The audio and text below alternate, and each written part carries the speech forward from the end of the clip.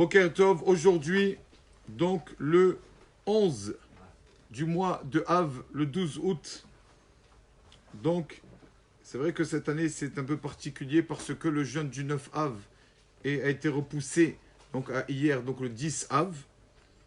Mais c'est vrai qu'en temps normal, la Gemara nous raconte qu'en fait, le temple a commencé à brûler à Tisha B'Av, l'après-midi.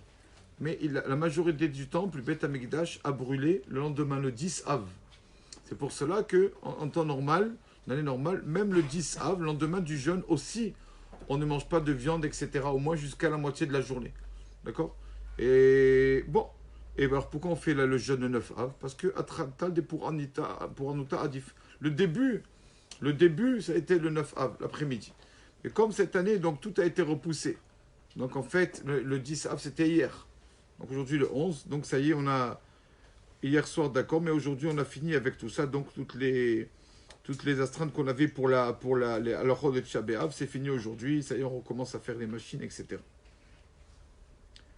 Alors quoi? Ça y est, on a fait Tisha B'Av. Ça y est, jusqu'à l'année prochaine, on ne va pas se rappeler du Beth Amikdash.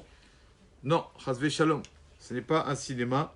Il y a d'ailleurs, comme nous dit le Shulchan Aruch, plusieurs lignes de conduite à avoir à la maison, plusieurs halachot pour se rappeler du Beth Amikdash. Quand une personne vraiment veut montrer que c'est quelque chose qui lui importe, qu'on n'a pas le temple Beth Amikdash, une personne que ça ne lui importe pas, c'est une personne qui n'a pas de problème.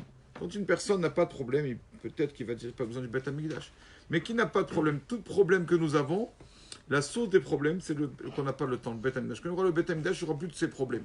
Donc tout n'importe quel, on entend des problèmes, des maladies, des problèmes de couple, tout Chazve Shalom, tout ça c'est Beth Amikdash. Donc il faut prier pour le Beth Amikdash. C'était ce Shabbat là, Iloula, d'un tzaddik, le 9 Av, dans la loi d'un tzaddik qu'on appelait le voyant. Il n'y a pas beaucoup de rabbanim, je ne sais pas qu'on les appelait le voyant. Le chosé de l'oubli, on l'appelait le voyant. Et ce Rav là, pendant sa tefila, il avait l'habitude, en plein milieu de la tefila, il sortait sa pipe et il fumait la pipe comme ça pendant la tefila. Ça arrêtait. Au milieu, il continuait. Et tout le monde savait que c'était un tzaddik, c'est pas, il fait pas les choses pour rien. D'accord, que c'est des tzaddikim.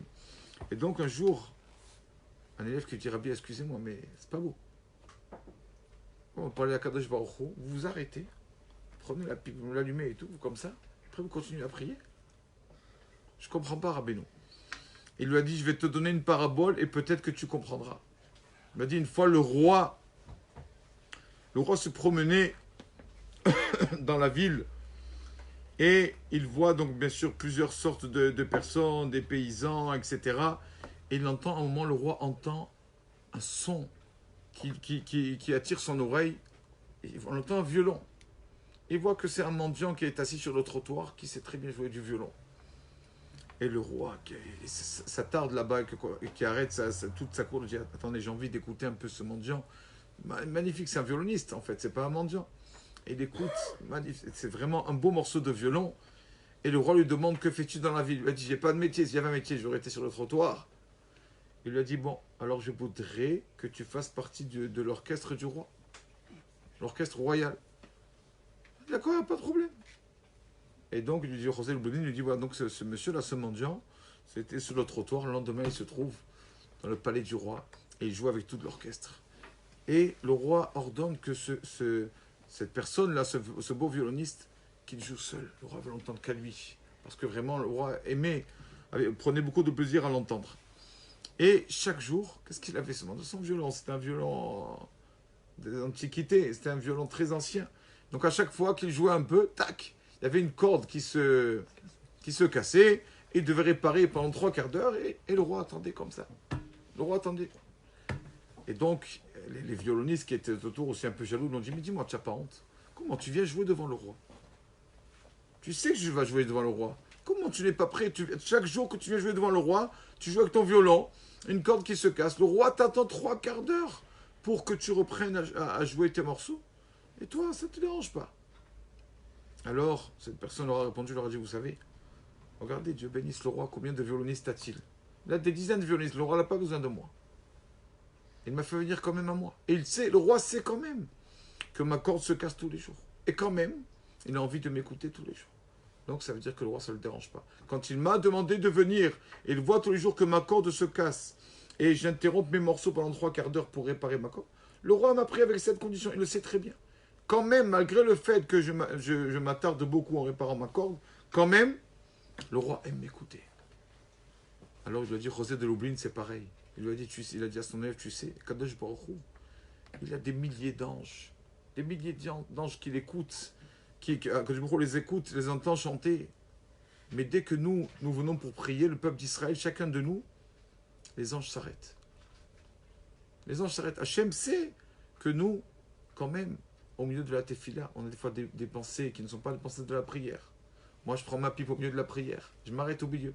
Mais Hachem, quand même, il le sait. Il le sait qu'on s'arrête au milieu de la prière comme ça, que je prends ma pipe, mais il veut quand même écouter ma prière, Kadosh Baruch Hu. Parce que notre prière, nous sommes les violonistes du roi. Kadosh Baruch Hu fait taire les anges, c'est marqué, pour écouter la parole, les chants, la prière du peuple d'Israël. Donc il m'a dit, ne t'inquiète pas. Hachem, il sait que je m'arrête des fois, j'ai besoin de ma pipe, mais bon, ça c'est nous, on ne peut pas s'arrêter comme ça. José Lublin, avec sa pipe, je ne sais pas ce qu'il faisait.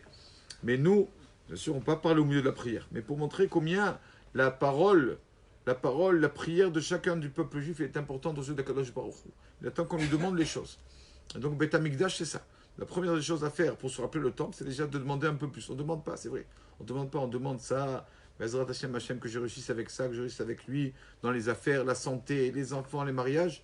Mais on oublie de demander l'essentiel, le Beth Amikdash. Hashem, on veut le Beth Amikdash. On oublie de demander ça. Donc c'est la première des choses à faire. Mais à part cela, il y a quelques halachot que nous ont donné nos sages pour se rappeler du Beth Amikdash. Premièrement, on a demandé que la maison d'Akadosh Baruch Hu est manquante. On n'a pas le troisième temple. Non, ce n'est pas concevable. C'est inconcevable que la maison d'Hachem soit comme ça manquante et que notre maison soit une belle maison.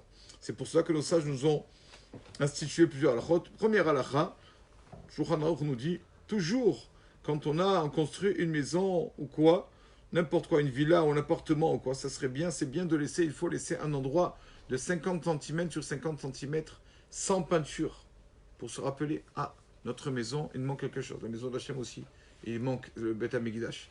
Donc c'est une halakha à faire par rapport devant la porte. Comme ça, quand une personne rentre à la maison, de suite, il voit, ah, belle maison, il y a un endroit là il manque quelque chose pour se rappeler qu'il manque le Beth Amikdash. C'est une mitzvah de faire ça dans chaque maison.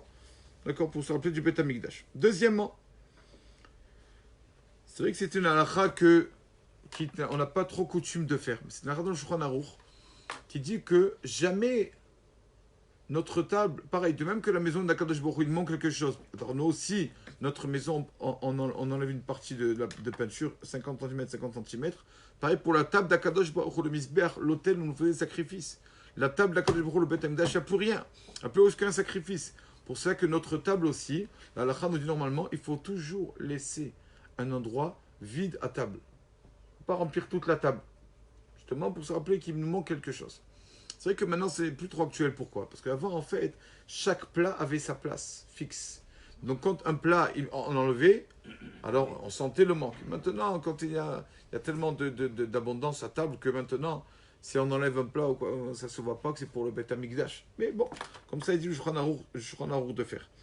Troisièmement, quand une femme met ses bijoux, là c'est marqué quand une femme fabrique ses bijoux, mais de nos jours, les femmes achètent. Quand une femme met ses bijoux, toujours, elle ne mettait pas tous ses bijoux. Même si elle a une belle boîte à bijoux, il y a un bijou qu'elle ne met pas. Elle ne met pas tous les bijoux en même temps. Parce que aussi, il manque quelque chose. On ne peut pas nous être entiers, remplis de bijoux, alors qu'à il manque le Beth Amikdash, le troisième temple. Donc c'est pour ça qu'une femme ne met pas tous les bijoux ensemble. Voilà. Aussi, on a l'habitude, ça c'est l'Ashkenazim qui font ça jusqu'à maintenant. Quand ils amènent le khatan, le mari, à la roupa, on lui met, là ici, on met les téphilines, on lui met de la cendre. PR, Tahat Efer. Le téphilin s'appelle PR, une beauté, une couronne. Efer, c'est la poussière. Alors on met de la poussière, de la cendre, pour se rappeler, Ben Gashtou, les Ashkenazim, ils font ça. Avant d'arriver au mariage, ils mettent ça comme ça au khatan, pour se rappeler. On est dans la joie. Nous, on a la coutume, tout le monde sait, pour se rappeler le Beth Amikdash, casser le verre Chazak. On a l'habitude de casser le verre. Pour cela, toujours, les rabbanim disent, quand on casse le verre, c'est pour se rappeler du temps. Pas on casse Mazal Tov. Non, casse le verre justement pour se rappeler du Beth Amikdash. Donc on attend un peu, on marque un temps d'arrêt. Après, on dit Mazal Tov. Mais ce vers est là pour nous rappeler la destruction du temple. Il y a plusieurs choses. Il y a des endroits où on a institué qu'il n'y ait pas un orchestre trop avec tous les ustensiles, toutes sortes d'ustensiles, d'instruments de musique. Donc, justement, on peut être joyeux. C'est une va d'être joyeux. Mais il y a une limite de se rappeler aussi du Beth Amikdash. Baruch Adonai Le'olam. Amen. Amen.